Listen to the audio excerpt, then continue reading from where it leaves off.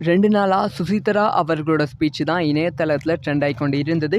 சுசித்ரா யாருன்னா, கார்த்திக் அவர்களோட மனைவி. 2017ல கார்த்திக்கும் சுசித்ராவுக்கும் டிவோர்ஸ் ஆகிவிட்டது.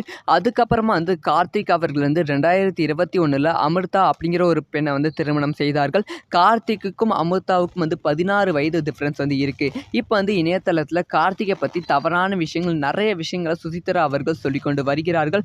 அதுக்கு கெட்ட வார்த்தையில அமிர்தா பதிலடி கொடுத்திருக்காங்க.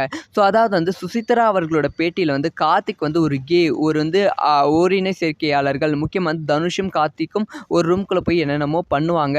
ஸோ கார்த்திக் நான் காதலித்து தான் திருமணம் செய்து கொண்டேன். ஆனால் 2 வருஷமாக எனக்கும் கார்த்திக்குக்கும் குழந்தை பிறக்கலை.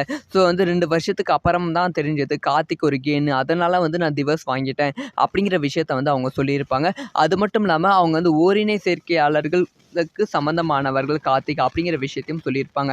இதுக்கு அமிர்தா அவர்களா தான் தன்னோட மனைவி, இப்போ இருக்க மனைவி கார்த்திக்கோட மனைவி அமிர்தா அவர்கள் ரிப்ளை கொடுத்திருப்பாங்க.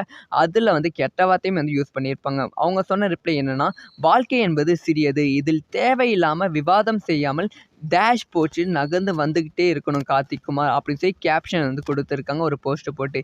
இது ரசிகர்கள் மத்தியில் ரொம்ப ட்ரெண்ட் ஆகிக்கொண்டு இருக்கு. ஸோ இதை பற்றி உங்களோட ஒப்பீனியன் என்ன அப்படின்னு சொல்லி மறக்காமல் கமெண்ட் பண்ணுங்கள்.